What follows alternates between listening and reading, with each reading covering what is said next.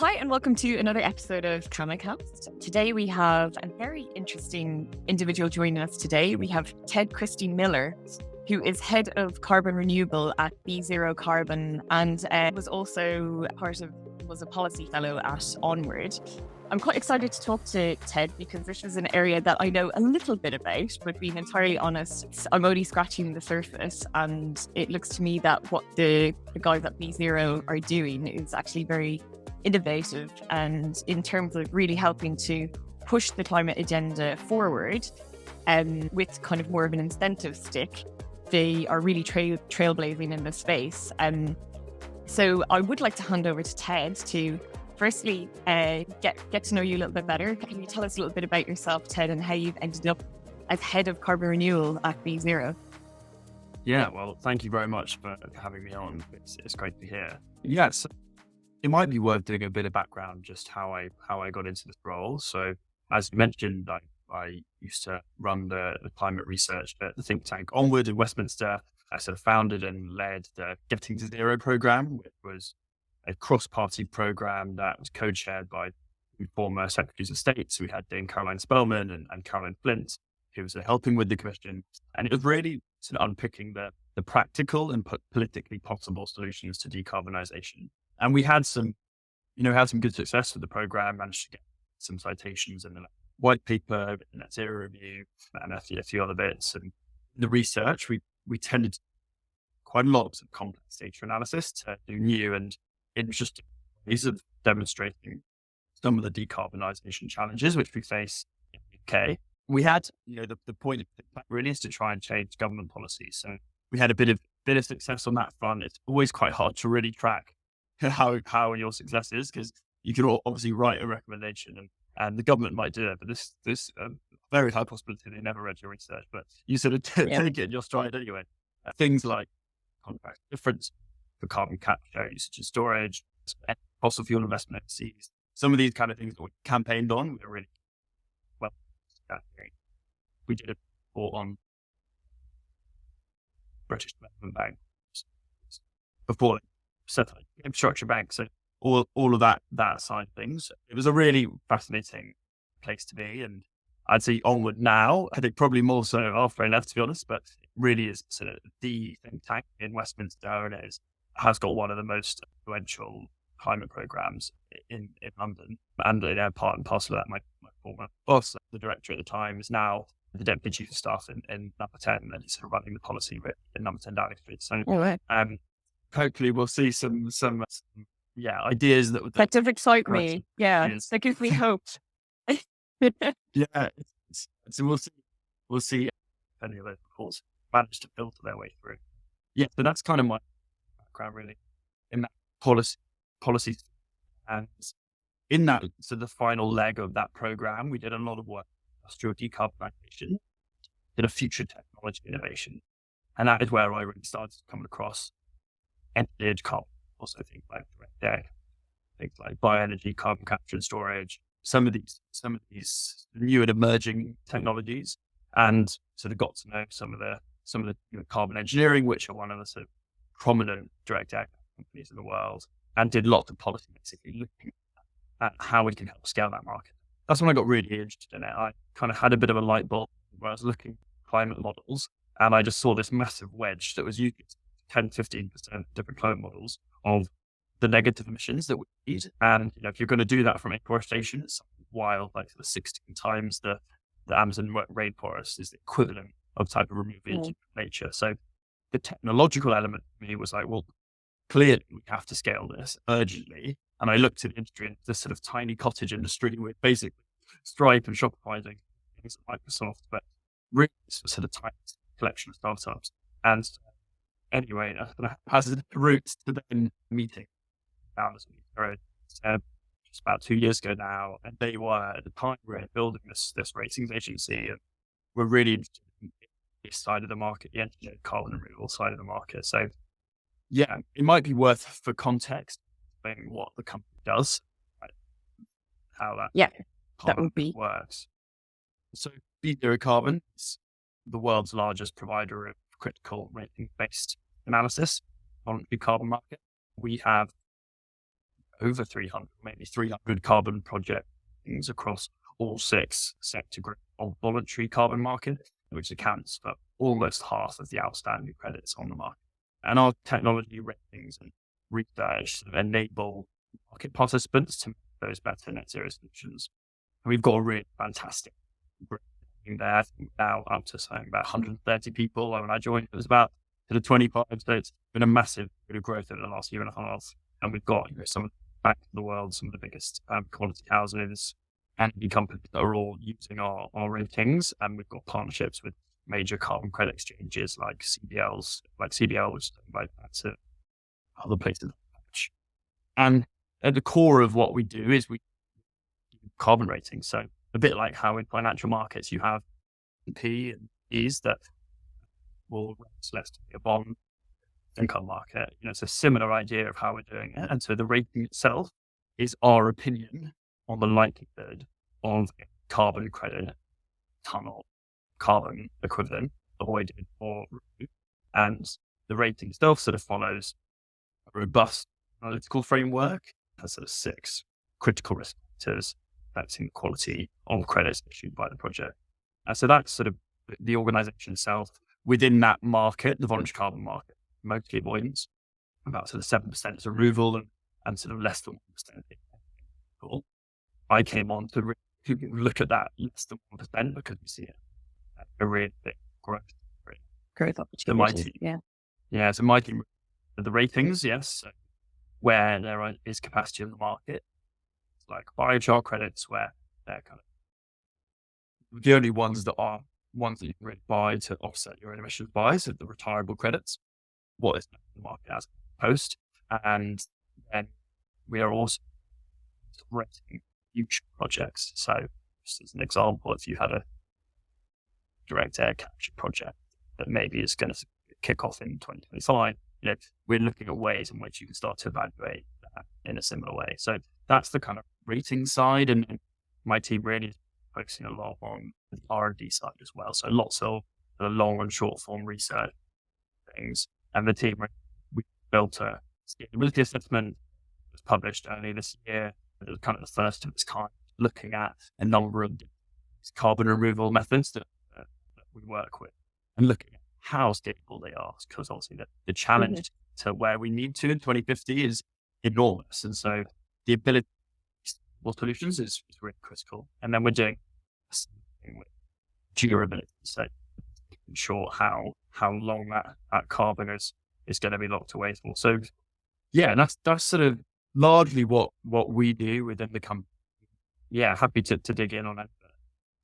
Yeah, can I? Because one of the things Ted did say to me is to where needed to dumb things down, that I should jump in and for my benefit and probably some of our listeners' benefit. Can you kind of walk me through an example? Because my understanding is you're providing a rating for a carbon credit, and that's to do with the likelihood of that actually achieving what it's supposed to do, i.e., removing carbon or offsetting carbon, et cetera, et cetera.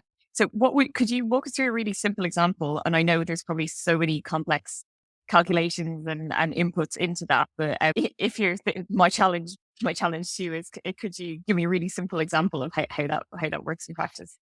Yeah, so I'll try and think about how best to do this. So let's say you're looking at a avoidance credit. So that is basically an avoided emission. One example of that might be let's say a renewables project, and they sell credits off the back of that. One of the core inputs for us, I'll just take one risk factor that we look at, is additionality. And by that, we really financial additionality. So ensure how critical were carbon credits for that project to happen. Let's just say it like that, for instance. And then you look at a number of inputs. There's so many different sort of the top-down analysis, and then lots of project-specific detail on this as well. But look at the financial models of that to see how critical that carbon finance was for that project to get up and running. So that's just a very small example, but for listeners as well, what we're talking about here is essentially carbon offsets. So those, for instance, when you go on a flight and they say, do you want to offset your emissions? They are buying carbon credits. So just for context, that's really what we're talking about. And when you speak about, so you rate the voluntary carbon credit. Can you kind of explain to listeners again what, in this industry, what that means? Yeah, so within the carbon markets more broadly, what you really have is regulated markets and voluntary markets. So the regulated markets in the UK, for instance, are the UK emissions trading scheme, which is a group of mostly industrial players or sort of sit within that emissions trading scheme. And I probably won't go into too much detail on that, but it's a cap and trade scheme. But that is regulated by governments, or EU's got a similar system. And then the voluntary carbon market, widely known as the carbon offset market, but carbon credit market that sits out of that. And this project on avoided deforestation through to renewables, through to cookstoves, all of these different avoidance measures. And then we've got deforestation, got the ones that are discussing. So direct air capture, for instance, which is where they have a big industrial plant that sucks in massive volumes of air and strips out the carbon and buries it very deep below the ground. So there's loads of different sort of carbon credits, and what we're creating is a fungible framework to allow us to assess the quality of those credits, in short. I see. And you mentioned earlier that BeZero has experienced, just in the last couple of years, really quite phenomenal growth. So you mentioned 25 people when you first arrived, and you're about 150 now. What do you think has been the stimulus for this growth? So has there been like a tipping point where the demand for having a rating for the voluntary carbon market has taken off? Yes, I think this comes back to that globally climate commitment we've seen since the Paris Agreement. The net zero ambitions were first in 2019 to be the first major economy to pledge for net zero. But since then, you've basically seen the vast majority of the planet come up with net zero commitments. And by proxy, that also means the companies which lie within those jurisdictions as well. So you look at all the latest stats, but it's more than 90% of the FTSE 100 have a net zero commitment. And obviously on current technologies, you can't do that purely from emissions reductions alone. So to be able to make up that residual emission wedge is what we're talking about here. Carbon credits are an alternative to that, because there's some things that are hard to abate and some will never be able to abate in some instances. And having a credit which can allow you to that side of it is going to be important. And so I think since then we've seen just huge growth of the voluntary carbon market. It's grown by threefold in the last 2 years or something like that. And so, as the market has grown, there's always been a lot of investment that's crowded in. And so we managed to, in a very negative market condition, raise $50 million last year. I think maybe it's even more than that. But actually demonstrated that there is, despite the market trends that are happening, there is a huge appetite for investing in this market, especially risk and quality frameworks that allow you to unpick below the surface of these credits. Yeah, absolutely. It's something we talk a lot about here. So despite it being a recession and market conditions, you can't, I don't think anyone can argue that this problem is going away, or as an opportunity for businesses that work within it, that opportunity isn't going to grow. This is a huge global problem that needs, and a very complex problem that needs sorting out in lots of different ways. So yeah, no, that makes a lot of sense. And I guess, do you have companies like S&P and Moody's knocking down your door at the moment, trying to figure out what you're doing, trying to collaborate? I guess it'd be good to understand from a business's point of view, what the benefit is from having a BeZero rating. The kind of credibility it lends. I guess it's a third party evaluation. In my head, it does work very similarly to, as you described earlier, so, S&P rating a AAA bond. But is this why businesses come to you? Yeah, so we don't rate businesses per se. We all rate project that's issuing carbon credits. So our clients are on less that side of it. People that want access to all our insights. So, well, for a variety of reasons, but for them, they're trying to understand some of the risk market, be able to understand how you can price some of these credits. And so this is, so before things, a binary market, we had credited projects. So you had a credit or not a credit essentially. So it was just like that was it. Now with ratings, you have this enormous differentiation within the accredited market that allows you to really understand some of those nuances. The issue before things existed was, and it still is an issue now, but we're hoping this will start to change, is the market has a basic correlation between price and quality. And when you have that in any market, it's not going to grow, it's not going to function, it's not going to be able to garner the right kind of private capital for it to scale. Mm-hmm. So that is really critical to what we're doing. It's really try and bring that correlation between price and quality. Having these risk evaluation tools, I think it will have to come alongside other things like insurance mechanisms, really robust monitoring, reporting, and verification systems. But I really think it is a crucial tenet for the market to grow. Yeah, absolutely. It wasn't something I thought about, but yeah, that does seem like a key element. And on that note, what is the vision for BeZero Carbon within all of this? Yeah, so I suppose I'm not the CEO, so I think it's to get the perfect. You can paraphrase. You can ask Tommy. I think we got some really decent runway to pull off what we're trying to pull off. The next years got one of the best teams in this whole climate space gathered to tackle this issue.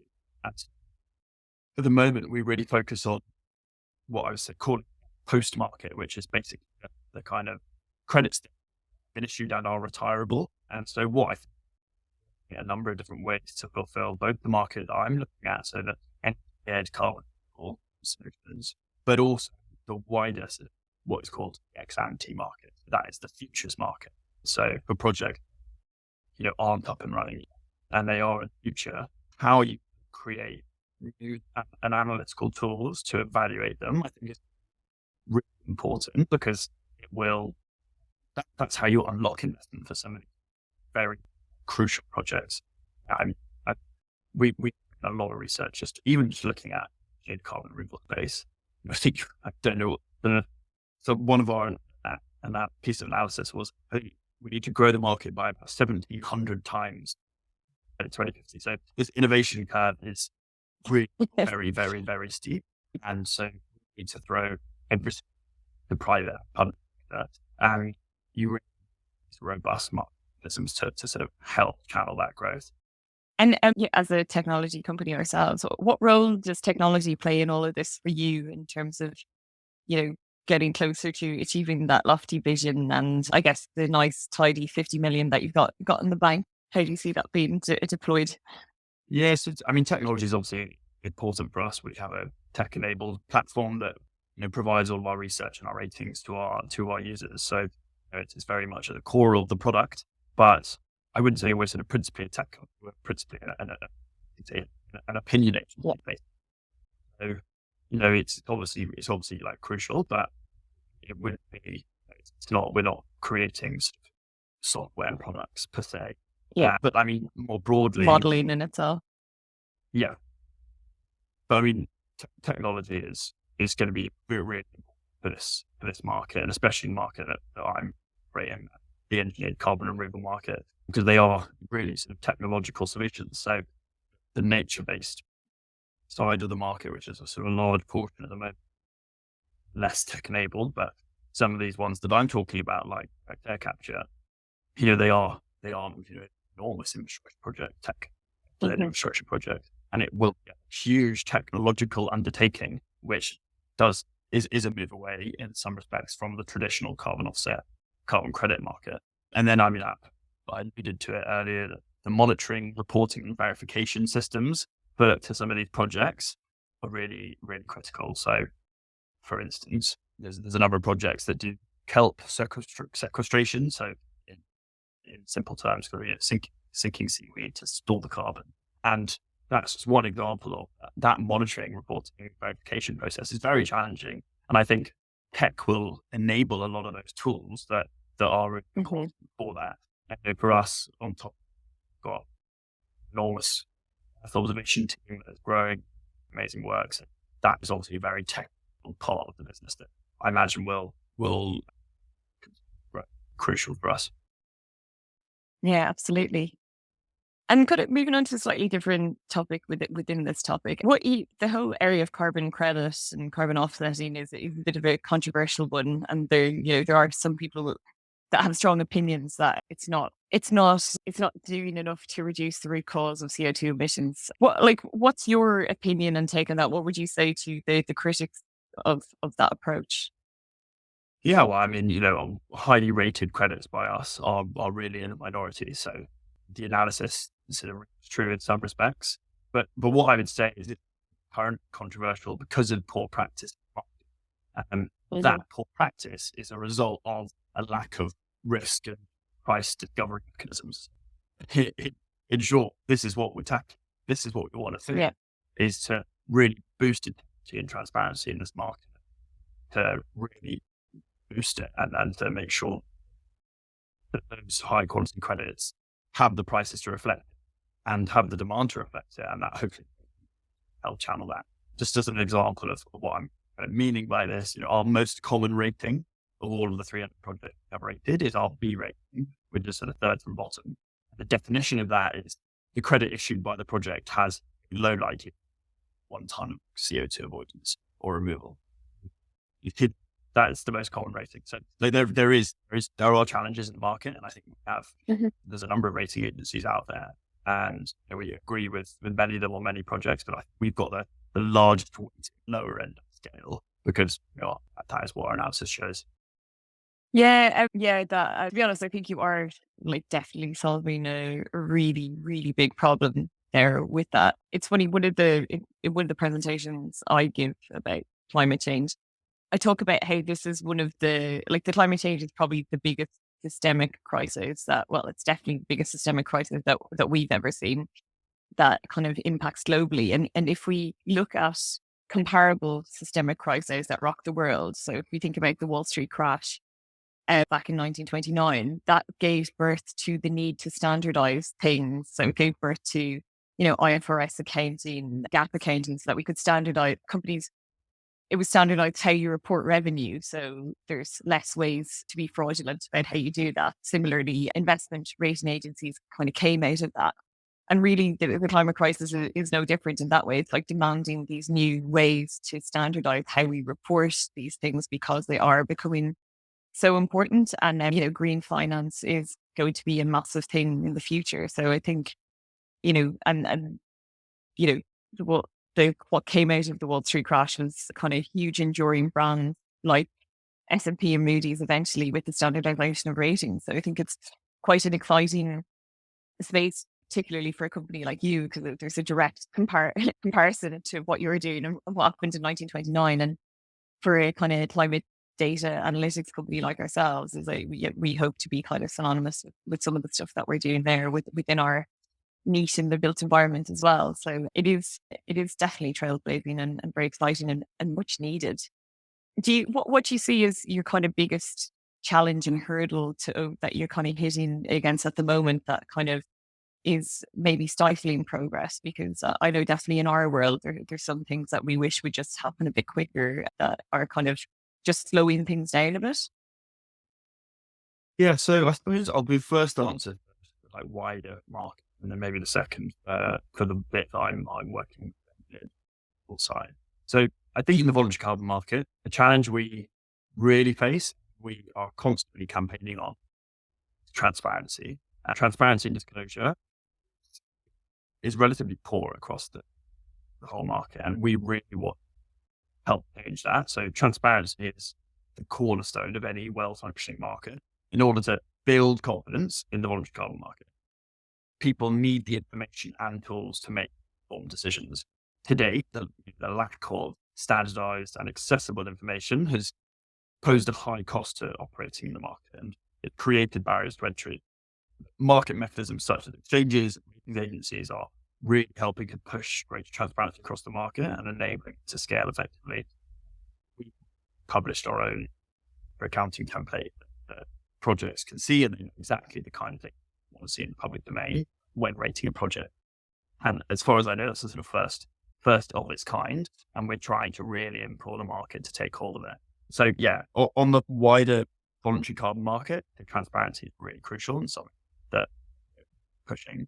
In terms of trying to scale the carbon removal market, so these engineered solutions that I work with, the challenge is they're very expensive at the moment, and they are really at the very beginning of their innovation curve. And like with solar, like with many technological success stories, you do need a significant amount of policy intervention to unlock that. Yeah. Both we do need private sector investment, but that usually comes alongside a serious policy.